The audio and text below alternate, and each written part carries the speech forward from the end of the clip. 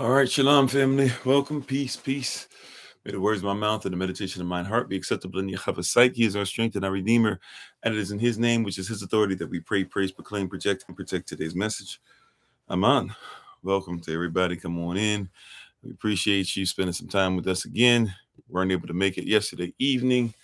Apologize for that, but we are back on this evening, and we appreciate your presence so very much. And we thank you guys. We appreciate you. We honor you. And we're excited to get into some more of these words. I am Pastor Kofi, Pastor Servant to Christ, where we are always changing lives one mind at a time, but being the voice of the voiceless and speaking the unspoken. And thank you again for joining us today. And today we're going to talk about something very specific, actually kind of coming out of conversation that was brought up during the live this evening, this rising, which we want to talk about look while drinking. Look while drinking. Right, focusing on what happened with Gideon and others. Look while drinking, and we thank you again for being with us. Come on in. How's everybody doing? As always, once again, we give all honor and praise to Yahweh Elohim. We give all praise and honor to him for my wife, the Honorable Maya, who lives a life that's able to be honored. You can check her out on TikTok, YouTube, her website, and Pinterest at Bloom and Flourish, not A-N-D, the letter N, Bloom and Flourish. She is a healer, herbalist, chemist, and biologist by degree. And we thank you guys for being on, and those who support her and support many in the kingdom as well. And we thank you again. We're going to go ahead and get started. To the moderators, ministerial staff, the SOC, the Lottie Dottie, and everybody, we appreciate you so very much. Thank you for helping us even out on the rising. Looked at the numbers. Don't always look at them afterwards, but I decided to stop and stare at the numbers today. And you guys helped us, especially through TikTok, to reach numbers that we've never reached before. We reached 45,000 plus today, and hit about 1,200, 1,300 people earlier in the rising session. So thank you guys. As we continue to grow in number as well, YouTube slowly growing, but growing. And if you come on YouTube, please feel free to like, share, subscribe, hit that notification tab, etc. We thank you. We appreciate you for being on today. So let's say hello to everybody real quick before we go ahead and jump into this. It's the evening, and we got to leave some time for people to get ready for class, but we thank you guys for being on. Let's say hello to everybody real quick. How you doing, Minister Shantae? Shalom to everybody. Peace. How you doing, Sister Betty? Spike Me Too. Sister Lori. Sister Nadine. Nate King. Big Brother Thomas. User 55361. Thanks for being on. Thank you for the love as well. Everybody who's on, we appreciate you so very much. So today we want to talk about, we want to talk about look while you drink. How you doing, Darius? Shalom. Peace to you. Look while you drink. Look while you drink. This came out of what we were talking about this rather. We kind of focused on it a little bit. I believe it was Sister Bree who even brought it to our attention to think about Gideon. Either it was it Sister Bree or was it Sister Saul? I'm not sure. We have so many people that give great comments and things we try to catch. Hello, how you doing? Miss H, how you doing? Yahuda, thanks for being on. Monica, thanks for being on. Appreciate it. How you doing, Sister Mary? How you doing, Sister Rhonda? So look while you drink. Extremely important. This comes from passage of scripture and something that was going on with Brother Gideon, right? And he was dealing with some issues that were going on, and he had a battle to fight. And he came, ready. He came with as much artillery, as many details, as much regimented firepower and manpower as possible. And as he's getting ready to go into fighting, thank you, Sean, appreciate you, and hello to Sister Rhonda as well. Michael Hopkins. Okay, yeah, sorry, I can't cut it. But how you doing, Sherilyn? But he came ready with the artillery. He came ready to make some moves. He came ready to fight on behalf of the Most High. How you doing, Walter? He came ready to do all these great things, and all those things are awesome and powerful. And we come ready quite often, ready to make change, right? But the Most High said, before you go to battle, you need to ask, who's ready for the fight? right? And we got to ask ourselves that question sometimes. We have all these people that are ready to take on this, take on that responsibility. You want to be this, want to be that, jump right in. But got to ask you up front. And all the stuff you're talking about doing to come out the system and correct stuff and make sure the diaspora is taken care of. Are you ready for the fight? And right. And when the fight is explained, look, you're about to go against the enemy that without the Most High, it doesn't make sense to even try to fight this battle. Right? Real talk. Just if we just keep it 100, keep it a buck.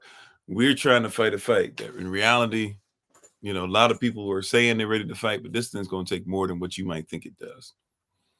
And so Gideon asked the people, and a lot of them just straight up honest, no, I'm not really ready. Most of them only left with a few, relatively speaking, to what he had before. And then the Most High says, okay, that's still too many. Now, Gideon, you could only imagine. I can only try to be as empathetic as possible and be like, hey, we about to go into a battle.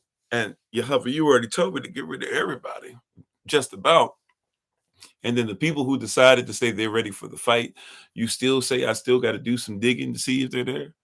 Right. Well, I don't worship God. I worship Elohim. It's a different whole thing, different context. Just like people in Kemet don't worship gods, they worship netjers, and people in, who are dealing with Yoruba, they worship Eurijas, and there's a different thing, right? Deities, deists, spirits. But I get what you're trying to do is like, hey, you don't believe in anything that we believe in, so we got to make sure that it's taken away. Either way, see if you can at least get the principle out of what's being said. You might catch the principle, right? And thank you for being on. That's your way of saying hello. We usually greet each other as human beings here first, but thank you for being on. Appreciate it. So then when you start dealing with that, right? So you think that you're ready to fight a battle. Then it's like that's not enough. You got to still dig deep. How you doing, G? Thanks for being on.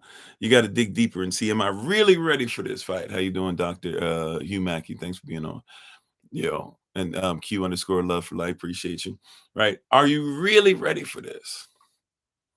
So how did they tell the people were really ready? The Most High says, take them to the water and have them drink. And watch how they drink. Not just make sure that they drink, right? Don't just make sure that you lead them beside the still waters, but now watch how the people drink. And how you doing, Brother Alton? Right? And this is something that you got to be careful about. Don't just give people information, or don't just say this is what we're going to do. Don't just do, but watch how the people drink. Give them the water from the well that never runs dry, but see what they do with it at the same time. Because oftentimes what happens is people will drink from a water source. They'll drink from the well. They'll drink from knowledge. They'll drink from this book. They'll glean something from this or that. But if you're not careful, what will happen is you'll start seeing that people aren't paying attention while they drink. You got to watch while you drink. A lot of people get just enough to be happy from something, but they don't get enough to live it every day. How you doing, Johnny Edwards? Thanks for being part of the community. Right? A lot of people read a book, but they're not reading the book line upon line, precept upon precept. A lot of people will watch a video, but they're not looking for the culture that the video comes out of. Right? A lot of people want to get married, but aren't necessarily getting married with reason, right? So you walk down the aisle to make somebody become your husband or somebody become your wife, when the reality is you should have been qualified as a husband or wife before you walk down the aisle. Right? How you doing, Tori? So we have a lot of people that are all over the place. How you doing, Aslan? Thanks for being on. A lot of people get into things, they drink from things without actually looking while they drink. Right? They'll put their head smack into the water, right?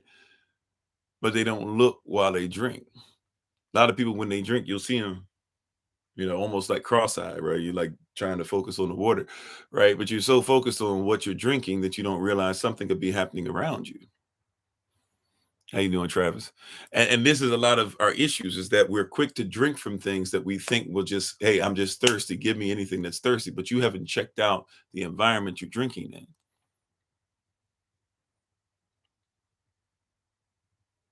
How you doing, Uno? Right? Have you checked out the environment that you're drinking in to see if possibly, like I was watching something. I don't know if it's a joke or not. It looked like it's pretty real. How you doing, Big Ox? It looked like it's pretty real. I didn't study it to see if it's real, so Forgive me if this is a joke that I just missed it. How you doing, Sister Deborah? But I was watching this thing, and how you doing, Black Dragon? Appreciate it. I was watching this thing, and it was a couple. They were getting married, right? And they were getting married on the water. Everybody's there. Then the photographer started saying, hold up," and you hear a sound. And what's going on is there's a bear who's just taking down a moose right across the water. Pretty much, if the bear wanted, probably could have charged him, but the bear has what they want. The bear is taking down a moose and is basically killing the moose and is going to begin to eat the moose while they're getting married, right? This is something that they planned and done this, but nobody ever thought to themselves, like, let me look at my surroundings to see if I might be in bear country while we're getting married. What if the bride or the groom was the moose? They were looking for something righteous. Thank you, Sister Nadine. Appreciate it. How you doing, her? They were looking for something righteous. They came upon, they came for something righteous. The two want to become one. They want to become married, right? They were looking for something righteous. The two want to become one, right? But nobody ever thought maybe we shouldn't come in nature without knowing natural law and how animals could be attracted to certain things, or what animals would be there, or is this bear country, etc. No, we planned this out for all this time, but we didn't think about the fact that there could be a bear, right? How many of us plan things out and we have righteous intent, but we never looked at the environment about what we're trying to do righteousness in? How you doing, Sir Stephen? Thanks for being on, right? You have righteous intent, but righteous intent doesn't mean the environment is ready to house your righteous intent, right? You saying that you want to forgive, but you don't have a mindset to allow forgiveness in. So even if you forgive somebody, right, you don't have something to build up trust, because just because you forgive doesn't mean you start trusting right away. So here it is, you're trying to restore somebody because you've forgiven them, but you never came up with anything to rebuild trust. You said, I want to go back into, I want to forgive this person and let's get married and let's have this marriage work out and do this again and blah, blah. But you didn't have an environment to house what you're trying to put back together, right? This time I'm going to be better at my next job. And then the next job turn, I'm going to be better at the next job. And then it's going to be, because you keep going into different things, right? With new wine, trying to put in old wineskin. You keep trying to bring the same thing. It was revealed to you, but you turned the other way and paid dearly. Yeah, we want something that's righteous. See, righteous intent is not necessarily our issue, right? We have it in our mindset somebody's sinning because they don't have righteous intent. To sin means to miss the mark.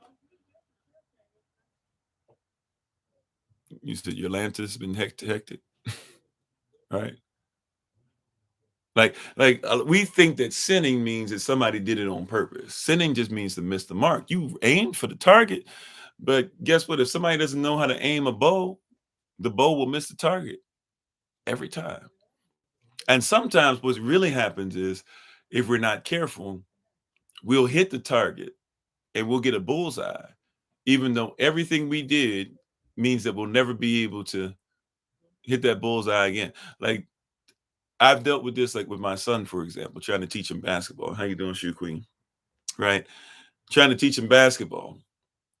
There are certain principles I was teaching them just outside, right down outside, right underneath where I am, and trying to teach him even with the small basketball. Like, hey, make sure your hands on the side, make sure this hand's here, make sure you're aiming, make sure you have a follow through when you release, make sure that you can hold it, things like that, right? Because since it's a small basketball, since it's a shorter amount of distance, you start seeing them do some weird stuff, right? Where they're just, and they're getting away with it. But see, now that we've gone to the bigger basketball court, he's starting to realize, oh, Dad, you were right. And things like passing drills. Now you got a bigger basketball with a bigger hoop, right? And you can't just go ahead and you can't just shoot it however you want. But see, he was getting away with stuff because he had something that wasn't the real deal, right? But now he's being put in the actual environment, being prepared to play on what people who are professionals play on, the same height, the same size ball, The same mindset. You might be playing with children that have been playing for longer than you, right? So now, right, and even really because he's bigger than everybody else, right? He's like his father, he's really tall.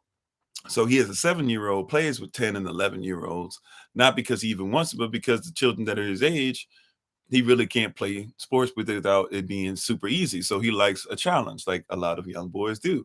So now you're playing with 11-year-olds. They might not be your height, but they know how to put a body on you. And you might have just as much muscle, but you don't know how to use it yet. Right? Those muscle twitch fibers are a little different for the 11-year-old than the 7-year-old. Even if you got more muscles, it doesn't matter. You got to learn how to use it. And if you're gonna play with them, dad's not gonna sit there and be like, oh, I'm gonna cry with you when this person puts no, get up. You playing with the big boys, son.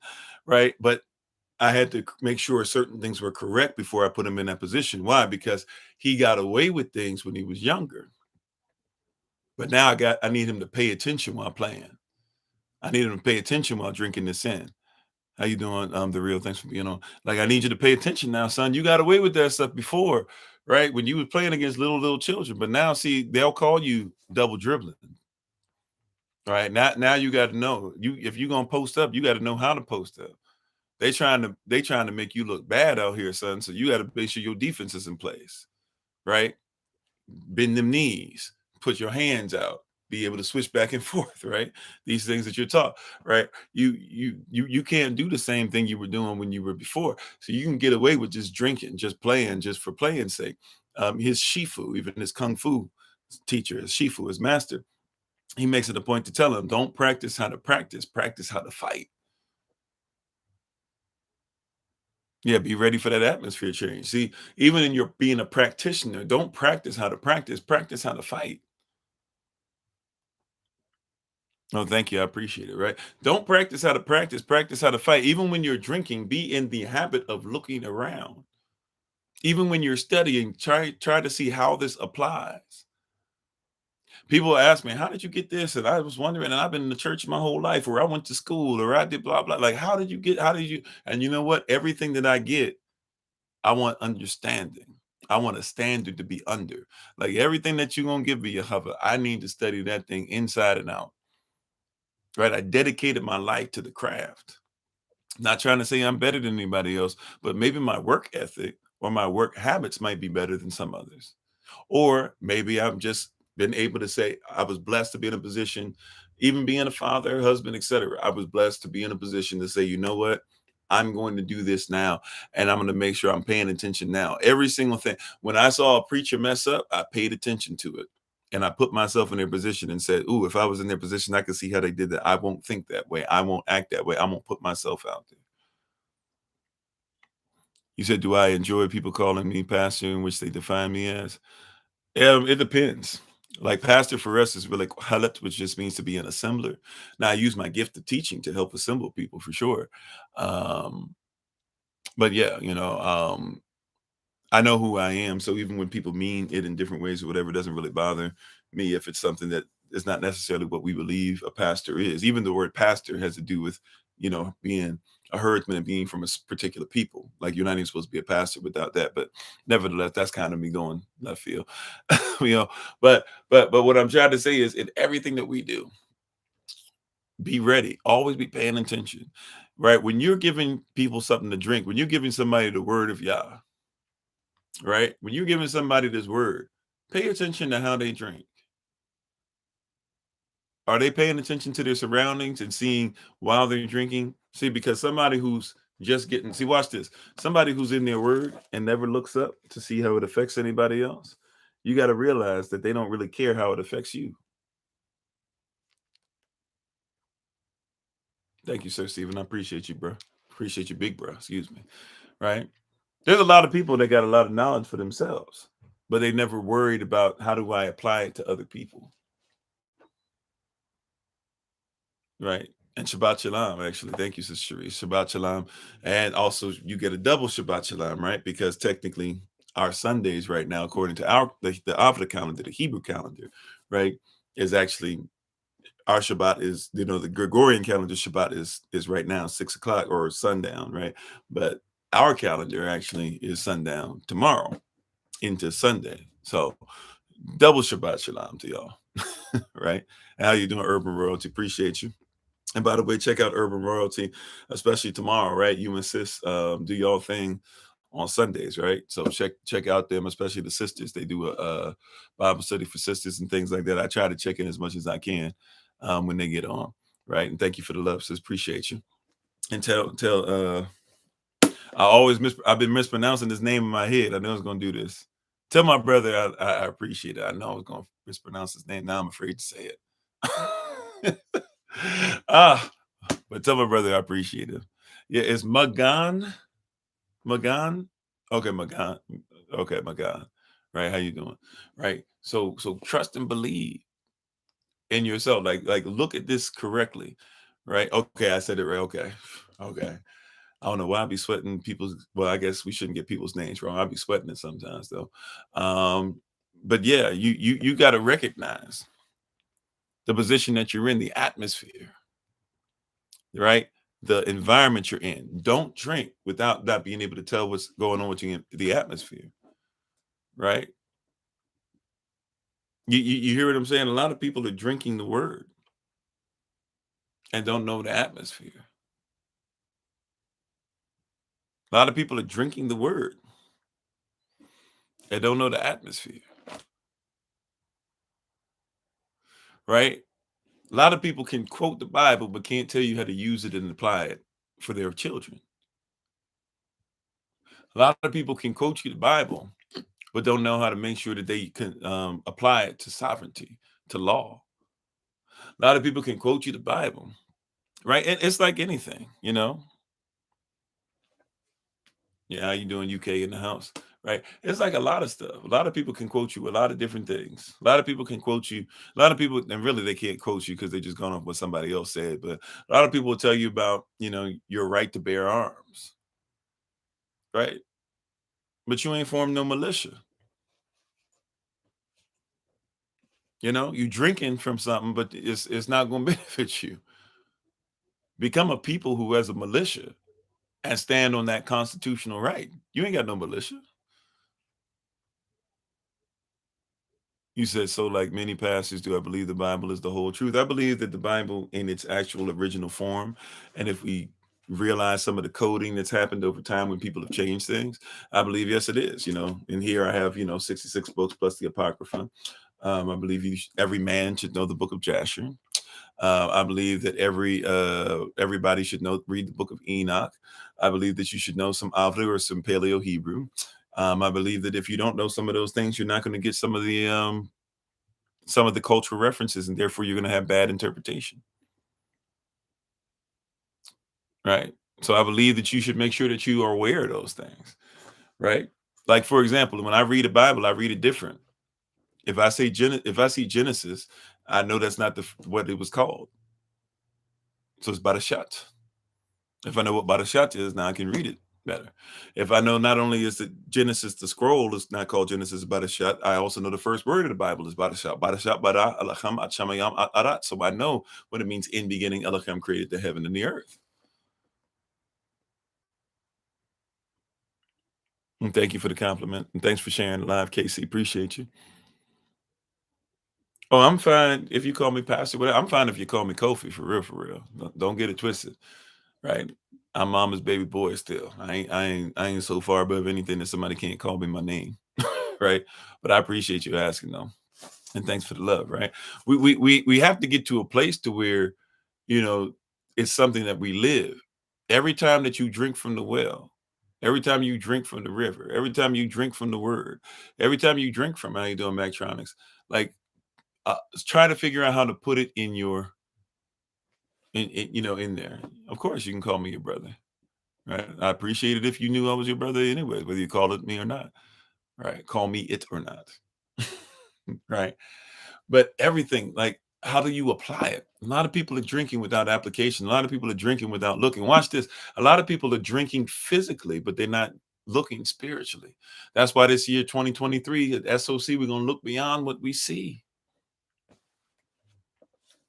How do I feel about somebody teaching me, calling me teacher or father? It depends on what your cultural reference is. You know, like some of our people, even that are Israelite, in other tribes, they call their fathers and grandfathers Yahya, or their elders Yahya, right? But somebody who's like, well, I'm gonna call you. Some people might call me, Abba At, or like Abba. I don't know if this is even the correct way to say it. Abba Ravak, like spiritual father type thing. Um, but it depends on it. If you just, once again, though, like, as long as it's something that's not taken away from the glory of the Most High, and as long as it's not something, if I be honest, something that's not demeaning, you know, feel free. Ak, ache, etc. You know, appreciate you. You said, what does the scripture say about calling others teacher or father? Nothing's wrong with it as long as they're qualified. People can be called rabbi, teacher, right? Now, when Yashua says like there's really no rabbi or no father except the father and stuff like that, he's trying to tell you like don't get it twisted. Even if you call this person father, there's really only one father. Don't If you call this person marach or teacher, don't get it twisted. There's only one teacher, right? Masters, rabbi, or even master can be marach depending on how it's used. You know, yeah, and a lot of us still use those terms, yeah, stuff like that, right? So yeah, but yeah, I mean, but once again, regardless of how we use it, if I can just stay on course, because we're about to run out of time. Long story short, whatever you're drinking, just make sure you're looking at the environment,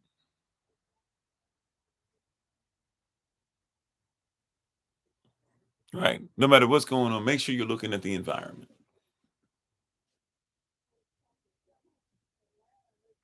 right?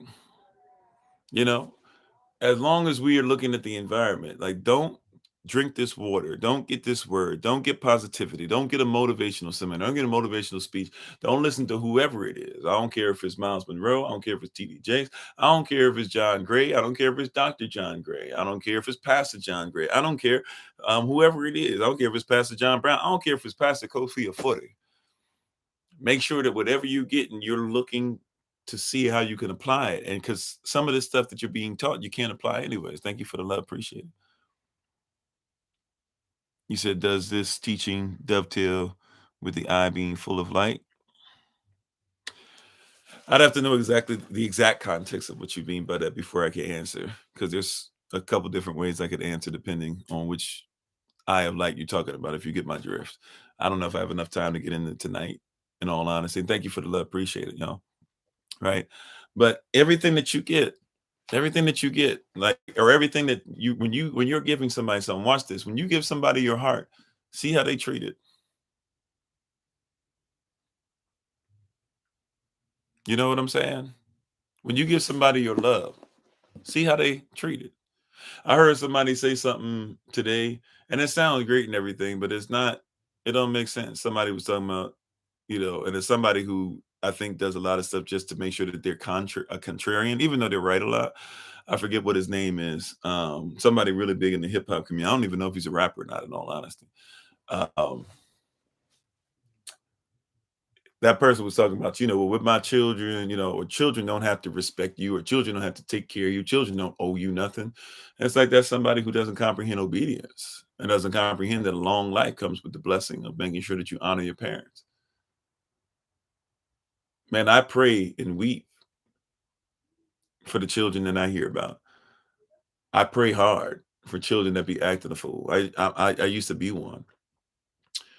I pray hard because especially see a lot of people be acting up and acting crazy and doing all this stuff or whatever until you end up being, somebody who joins military at 17 and your mom doesn't have memory of who she is anymore because multiple sclerosis has hit her and you didn't know at the time how to deal with it and help her to heal and go through it.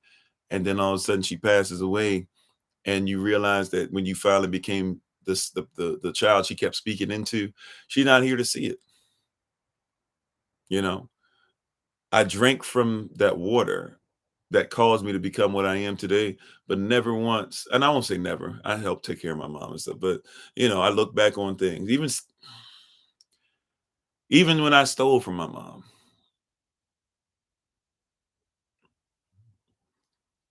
right? Like she gave me a word to teach me how to preach a word, and I'm sitting there taking money out of her wallet because I want to make sure that I'm wearing clothes that the other children can afford. You know what I'm saying? You think you know everything and you got everything together, but man, like how much I wish that my mother, and she told me on her deathbed, right? She got her memory back the day that she died, and then all of a sudden I left, and she passed, right? So she literally, spoken to my life, and she's spoken to my life every day, even when I was doing. That's what mamas do. They love us past what we deserve. Praise y'all for mamas, right? But man, do I wish my mom could see me today, And a lot of people don't, I wish she could have seen me transition over these last 20 years from what I was to who I am. You know, you can say whatever you want about that. Like that's a lot of people don't get it. I was drinking from all that knowledge that she was giving me and all the things, how she taught me how to study and do those things or whatever. But man, I was still not paying attention to my surroundings and applying it. Yeah, and I have to be careful. I can't. I've forgiven myself, and I won't. I still feel sad about it, time to time.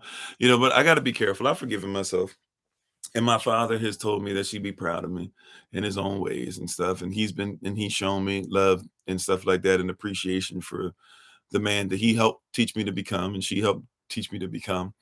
So I'm thankful and grateful for the opportunity, right? And that she was a source of water for me, a reservoir that I was able to drink from. But man, if I had paid attention to what she was really giving me, wow, you know, um, I was falsely accused and imprisoned for something, even though I never went to trial for it. But once you're in there, they try to make money off your social security number. And man, when I was in there, it took everything in me to finally be obedient and start doing Bible study for people that were hungry for the word in there. But man, if I look back, I say to myself, man, if I had just taken full advantage while I was in there and really studied every day, like wasn't nobody bothering me. I'm 6'5" and a half, you know, at the time, probably about 270, 280. Ain't nobody messing with your boy. You know what I'm saying? Like, and nobody did. Even my cellie, who was, about that life in and out of prison, not just in jail for a minute, in and out of prison. He was like, when you first came in here, you were so angry. I wasn't messing with your big, what, right? But it's like if I had started instead of waiting days and being angry and upset, and I had just started feeding others what I was supposed to do, man, what would he have given me in the secret place? And even when I got out of there, I had to basically be on house arrest, and I basically lived in a room, except for when I had my little jobs. When I finally got a couple jobs, basically everything I did was either be at the job or be in the room. And I wish I could go back so much to when I was drinking knowledge and I was like reading books, but I was so angry a lot of times that some days I spent the hours just with pity parties and things like that. But if I could go back, I would, if I could talk to my younger self, I'd be like, Kofi, bruh, get everything out of this opportunity. It hurts, get everything out of it. Right. Like, while you're drinking, don't just have the books in your room. Don't just be like, hey, I got the ability to be able to study something real quick and come up with a sermon. No, get everything out of it for your life. Everything you can out of it. Yeah, she's still with you because yeah, amen. Yeah, amen. You're right, Sister Monica, for sure. And I appreciate those kind words. But if I could go back and talk to Kofi back then, young Kofi, be like, bruh, I know it don't feel right. I know you got jacked up. I know people said all type of stuff. I know people don't even want you in their assemblies and stuff anymore. And you were doing what it was, and you were literally homeless on the street and still giving them time before you were looking for your own job and looking for this. And by the way, that's probably not even in order, but still, right? I was out there thirsty. I was hungry. Yeah, I was hungry. I was thirsty for this word. And I was drinking and I was getting some great stuff in it. But man, if I could go back and make sure that I was praying and then looking at how the Most High was answering my prayers then, instead of waiting to see 4 or 5 years down the road, oh, he was with me the whole time. I was just so angry I couldn't see it. You know? So when you drink it, make sure you're looking. Amen. Yeah, it was a life lesson, not a life sentence. And praise y'all for that, because it could have been a life sentence for real, right? Right? When somebody literally, I felt like Bugs Bunny, like literally, whatever you think that you could be accused of in a court of law, I had that on a sheet of paper. And literally, the day that I went, this is how the Most High took care of it. The day I showed up, right? I had to wait all night and everything. They had a grand jury. The grand jury is the jury that comes together before the actual trial to see if you deserve to go on the trial or not. They had already said that there was no proof or evidence that I'd ever did anything that was on the piece of paper. I'm talking about anything you can name. Just go ahead and say that I did it. Somebody literally said that about me. So I knew that's why I was angry, not just because they did, but because I was going to serve prison time or jail time. It could have turned to prison time if it went to trial. I knew it wasn't going to go to trial. So now I'm be stuck in jail all this time, waiting for them to go to a right of speedy trial. I'm gonna have to wait for lawyer after lawyer after lawyer to say, nope, nope, I won't take it. Nope. Okay, I tried to take this on. I can't win. Nope. I tried, like literally, that's what I did for months, 8 months. To just finally have somebody say, "Yeah, you know what? You're not guilty of anything." I know I'm not guilty of anything. You knew I wasn't not guilty of anything, Your Honor, because you're the same judge that's been dealing with this, and you basically heard the grand jury tell you that they didn't have any evidence, and you said the same. But because he wanted to make sure that they got that money off that Social Security number. Oh, thank you, Samay. Appreciate it. Right. So I'm just trying to tell you, if I could go back and instead of being so angry at times, and it's difficult, I'm not gonna act like, be angry and sin not. That's more so what I'm saying. Like, be angry, but still study. Be angry, but still pray. You know what I'm saying?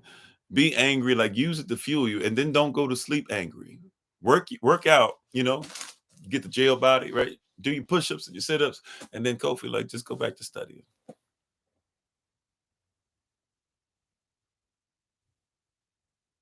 You said you faced when you were 21, looking at 30 years. Yeah, wild stuff. And it's interesting. And even when there's no evidence, right? We trying our best. I actually got to get with some people that I've been trying to get with for a minute. This week has been wild for me personally. Personal stuff going on has kind of been had me all over the place. But there's several people we trying to help now in prison for stuff they didn't do. But one of the things that I try and tell all of them while they're going through, if I get a chance to talk to them one on one directly, guess what? Guess what? I'm like, hey, get everything out of this. Squeeze every last drop out of this turnip, right? Like don't allow this orange to just sit there and wither away when you could have ate everything, you could have drank everything and eat the peel too. Eat everything off. Get everything out of this. So when you come out of this, there's not one thing you didn't learn, not one thing you can't use. Yeah, and I pray and see it's interesting. You say that. Now I praise the Father. I praise Abba for that. I give him praise for that. At the time, you couldn't have told me to give him praise. Like when I came out, when I came out, when I finally got out, the day I got out, it was y'all remember when they were still going through all that Occupy stuff, Occupy Wall Street, Occupy DC, Occupy, I don't know, Oregon, Portland, whatever, right? Y'all remember all that stuff? Occupy this, Occupy that. How you doing, Brother Taryn? When I got out, it was in DC and they were doing the Occupy whatever, it was one of the parks. And I was just out there. The person who was supposed to pick me up, or the person whose place I was going to go to, Bishop Malvin, loved that woman.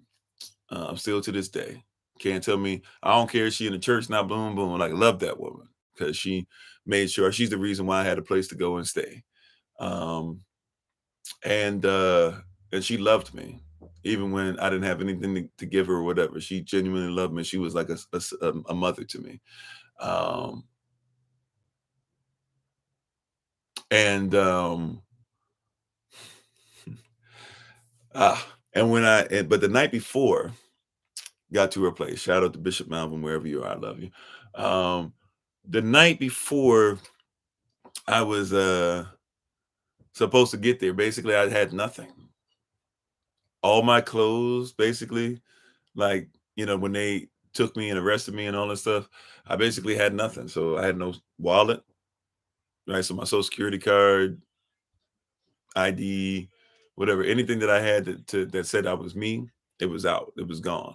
So I was just out there Everybody had tents. Nobody's gonna let me stay in a tent, and they shouldn't have. I'm a strange 6'5.5" dude, messed up, smelly. Because yeah, I took a shower and everything in prison, but also like the day that basically I was gonna get out, basically I didn't know I was gonna get out like that. So pretty much I got out like that. I'm not trying to take a long shower and stuff. I'm trying to go. Had to walk miles to be able to finally get to that place, to go anywhere where I even knew where it was. Finally made it over there.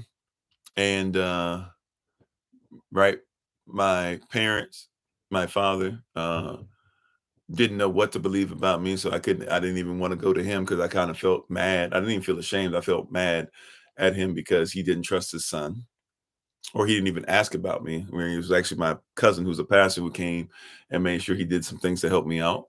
Um, but yeah, like basically I had to just stay outside, in the cold, really, really cold, like below freezing. Thought I was gonna die type cold. And no blanket, no nothing. And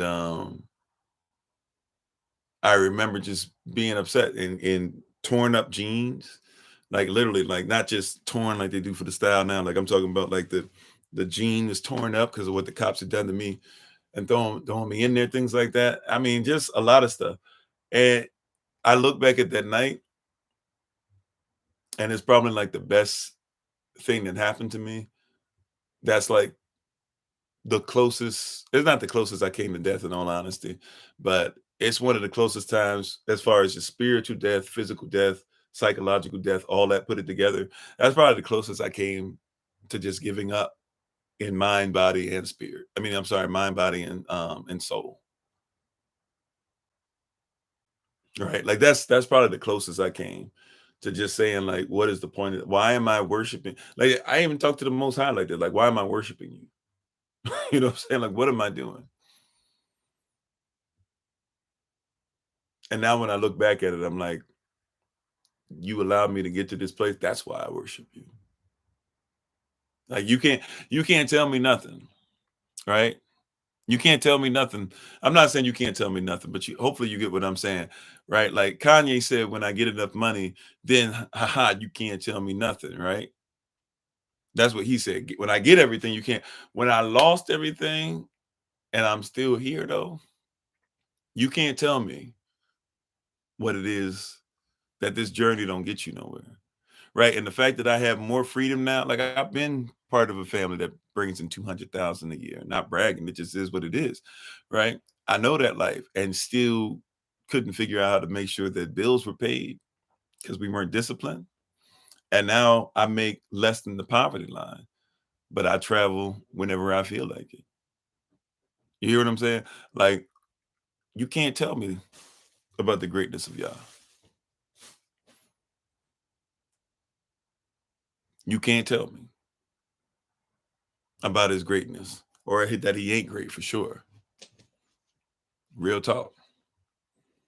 You can't. Like I've been there when everybody said I wasn't supposed to survive. I've been there when I was supposed to be killed and shanked. I've been there when this and that. I'm telling you, I've been there, but I'm still here. And I'm better than what I was when I had more worldly possessions. Like people don't believe me or whatever, right? I really don't have much. Like people say, well, you got land, blah, blah. No, check out. Like I've got clothes. I've got a table to do a live on. I've got a few electronic devices to make sure I can speak to y'all. After that, I really ain't got nothing except Yah and the most beautiful woman in the world, which means I guess I got everything, right? However, I'm just trying to show you that now when I drink from the river, now that when I drink this stuff, now when I drink from the words of the Most High, right? Like I pay attention, right? I think because I don't have anything, I don't have any choice but to pay attention to what we have, including y'all, right? Y'all family. Yeah. Amen, Sister Mary, right? I can't help but pay attention to what I have because what I have is not made by human hands anymore. I am content. I'm not complacent, but I am content.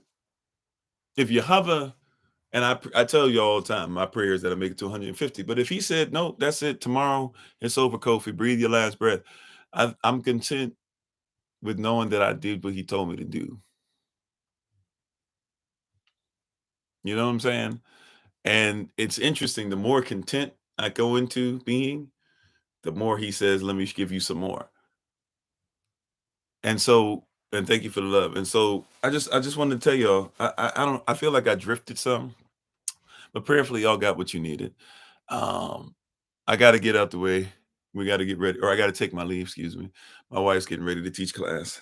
Um, thank y'all for being on today, and pay attention while you drink. I know you thirsty for your bills to be paid. Just pay attention in this moment. Pay the bills, but keep your head up. I know you're thirsty for more friends, but pay attention to those that are coming around saying they're your friend now. Because if you can learn how to make sure you know what who's a true friend and who's not now, then when 1,000 people come looking for you, you'll at least know how to put them in the proper category. Pay attention to being single and lonely, because lonely might be the best experience you feel, right? Loneliness, if you can learn how to love yourself in loneliness, because guess what? If you do marriage right, two become one. Y'all gonna be all in one. See, it's not great for man to be alone, all in one. But then when you come together with somebody, you're gonna become one with them, which means that basically you just gonna be one anyways. So be great at being one by yourself, so that when it's time for you to become one with somebody else, it's not that hard.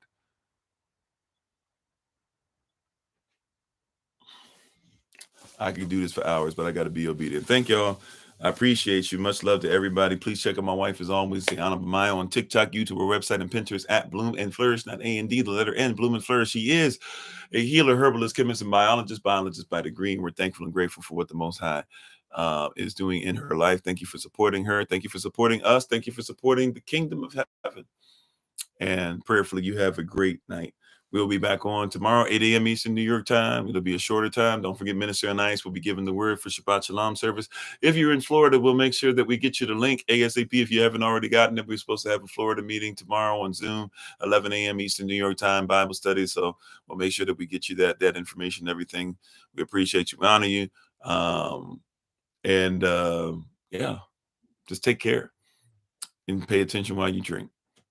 Remember, y'all show that you are loved, you are necessary, you are majestic, you're fearfully, wonderfully made, and you, which is all of us working together, will be the reason why people who are in this system no longer have to be of it.